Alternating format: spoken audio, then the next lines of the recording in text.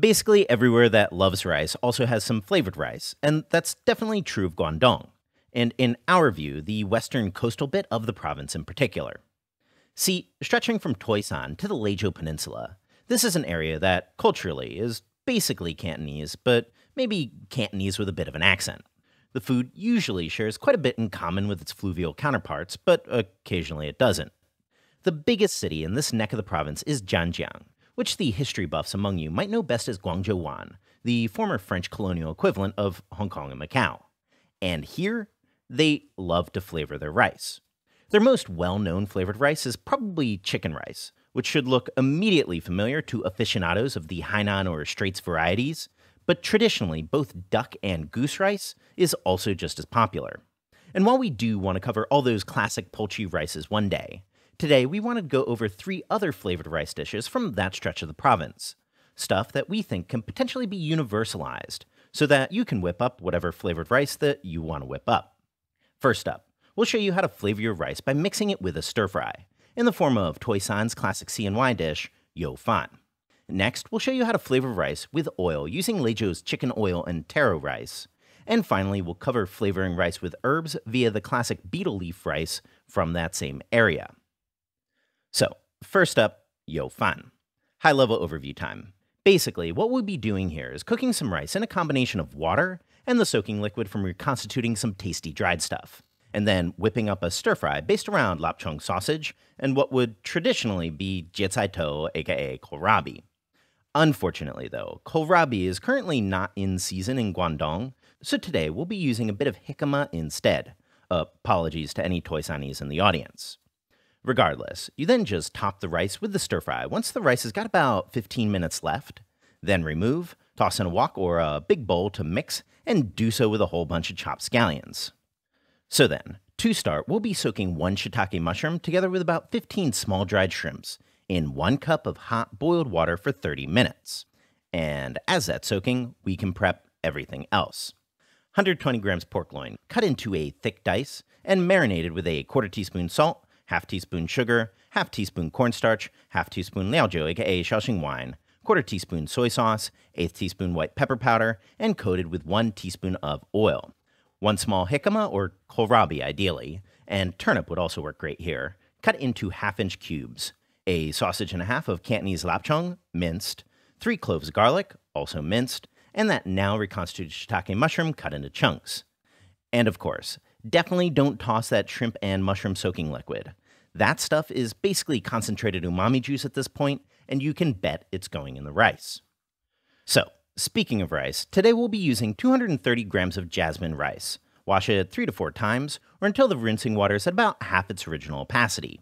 Then add your mushroom/shrimp soaking liquid to the rice, together with enough water to get to where your rice cooker wants you to go, and let that cook. And as your rice is going, we can stir fry. So, as always when stir frying, first, long yao. Get your wok piping hot, shut off the heat, add in your oil. Here we're using 2 tablespoons of lard, but you can use whatever you want, and give it a swirl to get a nice nonstick surface. Then over a medium-low flame, fry your minced lapchung sausage for about 2 minutes, or until it's cooked through and ever so lightly browned, then take it out. Next, swap your flame to high, and once the oil is hot enough where bubbles can start to form around a pair of chopsticks, toss in your pork. Stir fry it for about 1 minute, or until it's fully cooked, then toss in the mushroom and the shrimp. Quick fry, in with the minced garlic, another quick mix, then toss in the jicama or your root veg of choice.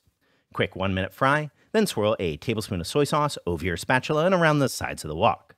After a quick mix, swap the flame to low and season with a 1/2 teaspoon dark soy sauce for color, 1 tablespoon of oyster sauce, a 1/2 teaspoon each salt and sugar, and a sprinkle of MSG. Quick mix, and out. Then, once your rice has just started to steam in your rice cooker, or about 15 minutes from the end of cooking, toss on that stir fry. Then, once it's finished, return the rice to the wok, toss in 50 grams of sliced scallions, and season to taste. For us today, we added another 1/4 teaspoon each salt and sugar. Mix well, and your Youfan is good to go. Next up, flavoring rice with oil. Now, the logic here is actually not all that different from something like a home-style chicken rice. After all, if you're just poaching one bird for like a half an hour, most of the chicken flavor is going to be coming from rendered fat anyway. Here we're just removing the middleman and adding some root vegetable to the mix in the form of fried taro. So, high-level overview. First, you'll mix some schmaltz and some seasoning in with some rinsed rice. Add water and cook it like you always would. But then as that's going, you'll fry up some taro, and potato would also be delicious if it's hard for you to find taro. And just like before, add that fried taro on top of the rice a bit more than halfway through cooking. Then just add some herbs and seasoning, and that's pretty much it. So, really not too much going on here. To 230 grams of rinsed rice, toss in 3 tablespoons of schmaltz, together with a half teaspoon salt and a quarter teaspoon chicken bouillon powder. Give it a quick mix, water in as per your rice cooker's demands, and let that go. And as that's cooking, we can fry up our taro. So, after a quick long yao, to a wok or whatever, toss in a quarter cup of oil and start to shallow fry. This was just 250 grams or a quarter of a taro cut into half-inch cubes. Just fry that for about 10 minutes or until the taro harden and are ever so lightly golden brown on the very edges. Then, just like before, toss in the taro once the rice cooker's producing steam or about 15 minutes from the end of cooking. Then, after it's done, toss in an 1/8 teaspoon white pepper powder together with a touch of chopped scallion and cilantro, and your chicken oil taro rice is also done. Last up, betel leaf rice. Now, before we get into this all, do know that we are very aware that you're probably definitely not going to be able to find betel leaf, unless you're living in Asia, that is. The betel leaf is from a plant in the pepper family that's probably best known for wrapping the lightly narcotic betel nut. A nut, of course, that obviously has precisely zero relation with a leaf. If you happen to live in tropical Mexico, I think Mexican pepper leaf would likely be a pretty good sub, but assuming that you don't, really, any leafy herb could be given the same treatment. We think this would also be quite tasty with tarragon or basil as well. So, high-level overview. First, you're going to mince up your herb of choice and then fry it with a bit of garlic. Then you'll take your rinsed uncooked rice and toast it together with your herbs. After that, you add that all into the rice cooker, cook, and season a bit at the end. So, just take 80 grams thoroughly washed betel leaves or your herb of choice, slice it into a chiffonade, and give it a couple chops in the other direction to get some smaller bits. Then, to a wok or whatever, toss in a tablespoon of lard or whatever, and go in with 3 cloves of minced garlic. Once fragrant, add in the minced leaves and fry that until the leaves start to change color, or about 3 minutes. Then go in with your 230 grams of rice, rinsed, of course, and fry that together for about 1 minute. At this point, toss that all into your rice cooker, together with a half teaspoon salt and water up to the requisite line.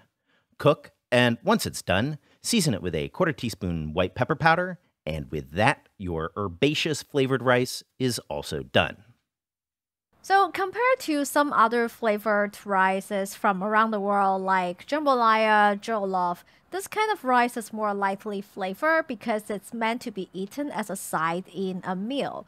But if you're the type of person that loves the rice in Hainan chicken rice, then you'll definitely love this. So right, check out the recipe in the description box. A big thank you for everyone that's supporting us on Patreon, and of course, subscribe for more Chinese cooking videos.